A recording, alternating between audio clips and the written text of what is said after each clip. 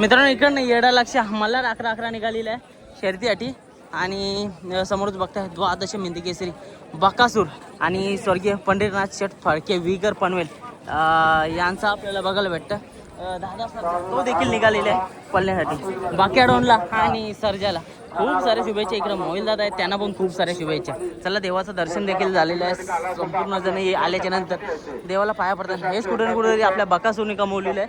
हात लावला म्हणजे कुठून कुठेतरी या मैदानामध्ये आल्याच्या नंतर एक आनंद देखील तसाच असतो. किती गटामध्ये आहे का उपाध्यक्ष बक्याडॉन निघाले शेतीसाठी. आपण देखील सन्मान केला होता. आपण सन्मानसाठी व्यासपीठावर यायचे. त्याच्यामध्ये उपाध्यक्ष नंबराशेठ मुंगाजी वळले पनवेल आपण देखील व्यासपीठावर सन्मानसाठी यायचे.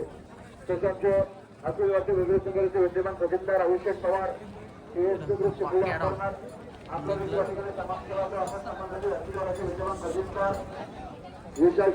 आणि इकडे आपल्याला परके पनवेलची रायफल देखील बघायला भेटतं. दादा कसं काय नियोजन आजचं?